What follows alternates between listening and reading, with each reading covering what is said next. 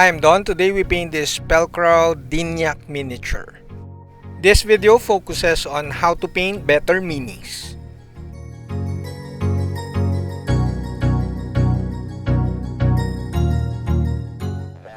I started painting minis around 2014 and I painted like a ton of War Machine, but I never really took it seriously in the sense that I did not learn most of the techniques that will make the miniature look really good. However, around 6 months ago, I kinda took the learning of some techniques of painting miniatures a bit more seriously. I actually consider myself a beginner when it comes to miniatures because most of my years of modeling and painting were gunpla and mecha and weathering and all that stuff. So I'm not even comfortable painting skin when I started painting miniatures again 6 months ago. So I wanted to make this video like a beginner friendly video for people who want to step up their painting game in terms of painting miniatures. So I'll share with you what I learned and my struggles during the 6 months when I restarted painting minis. The main problem when I was learning the past 6 months was that I was trying to learn so many techniques all at once, and there are times where I kind of procrastinate because I'm not really enjoying the learning so much because it's kind of difficult if you're not focused on a certain technique, and I was learning so many things in such a short time. So the main lesson is learn the most basic, like the base color painting, the thinning of paints and all that, and also learn layering or learn one technique at a time.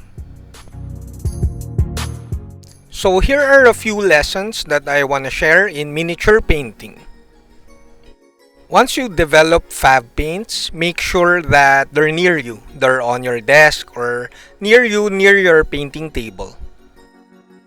Selecting paints is hard enough, and finding paints is very frustrating.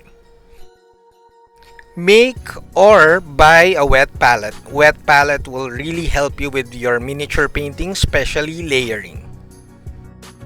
I use red grass wet palette, the XL big size wet palette, and I highly recommend it. Always thin your paints, of course, and if you have a wet palette already, a loaded brush with water will be enough to thin your paints. Also, the wet palette will help you thin the paints.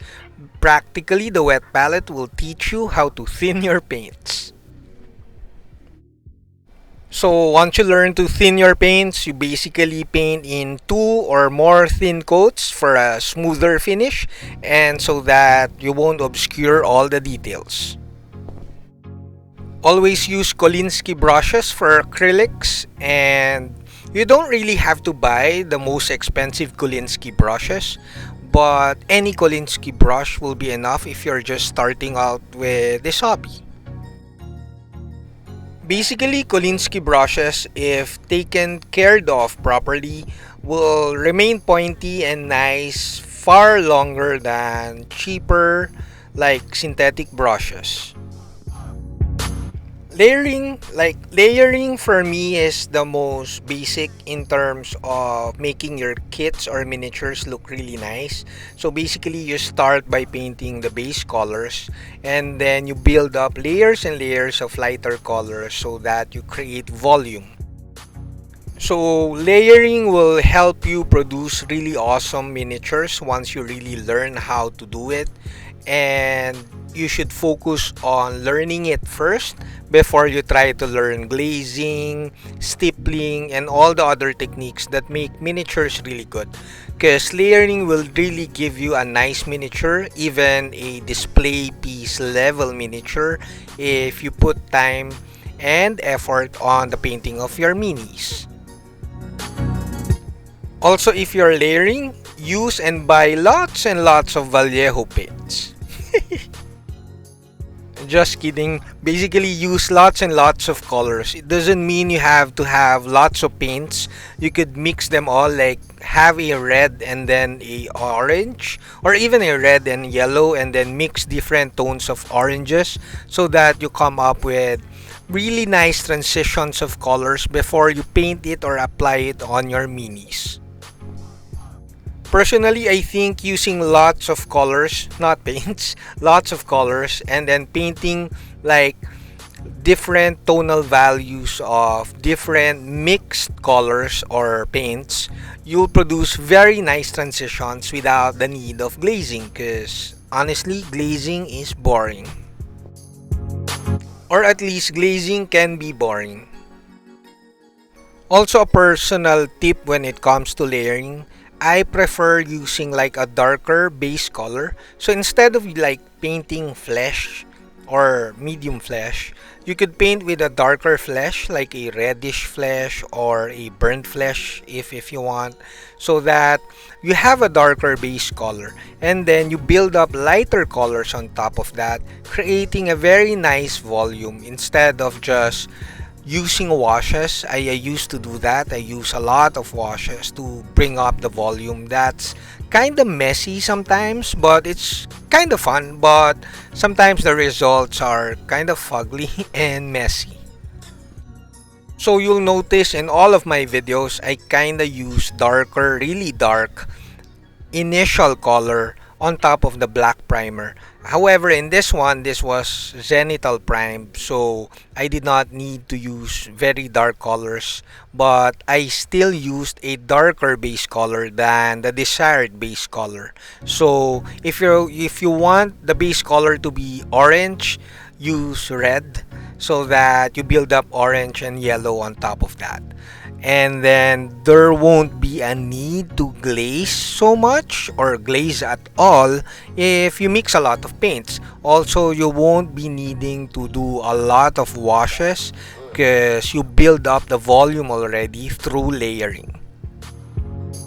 Basically, a ton of credit to all my friends at Instagram, well, people I follow and sometimes follow me back, all of those miniature painters. I won't mention names because I might forget people. Also, I watch a few YouTube videos. I tend to not watch like YouTube videos because I like to think that I kind of invented the technique, or I feel that watching too much videos hinders my creativity. So I want to like come up with easy like solutions in painting stuff and even modeling instead of like having I usually just use photos at Twitter and Instagram as inspiration from other painters and modelers, but I don't really want to know how they did it so that I'll come up with like stuff on how to come up with a certain result. I think it's a slower way to learn, but it's kind of nice to challenge yourself sometimes, and sometimes you fail, but sometimes you're kind of successful.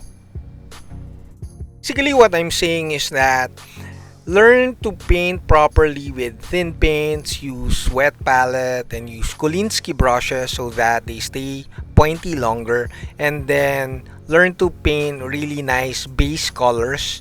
I said like use darker base colors, but basically just learn to paint nice base colors, and then the base color should have a really defined like separation from each element. Like the skin should be the line between the skin, or the division between the skin and the armor and the cloth are very well defined. So if you have a clean definition of the painting of the different elements of a miniature, that in itself will make you like produce a really good mini.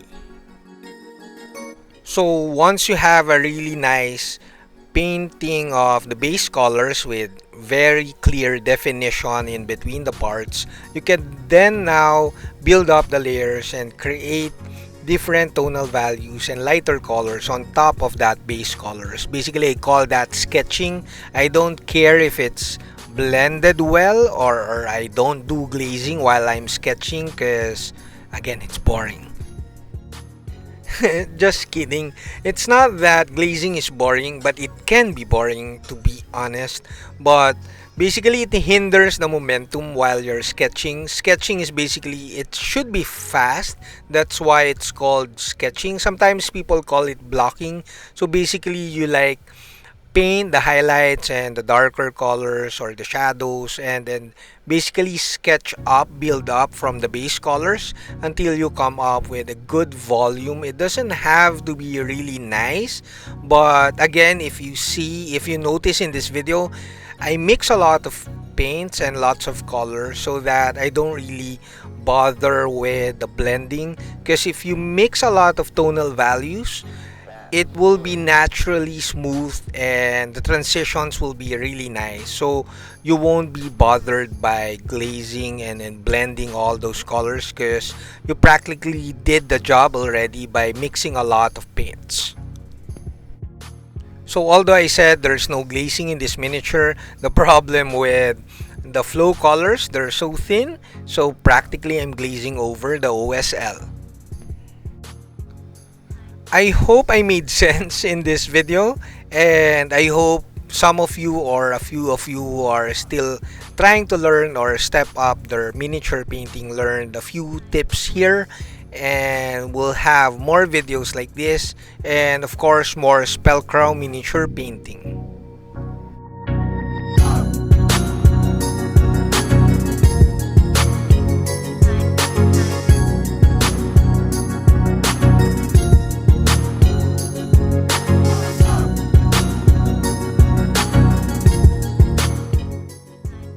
That's it, we're done. I hope you liked the video. Do like, comment, subscribe, and consider joining the channel so that you'll be part of our Discord community. Saludos! Hi, I'm Don. Welcome to my channel. I'm an affiliate painter for Red Grass Games and also the head mecha and sci-fi painter for Vallejos Colors. I write painting articles for Fine Scale Modular Magazine. I also write articles for Fantasy Figures International Magazine. Lastly, if you're into Gunpla, do use my discount code for usagundamstore.com. Links down below. Do like, comment, subscribe, and consider joining the channel so that you'll be part of our Discord community. Saludos!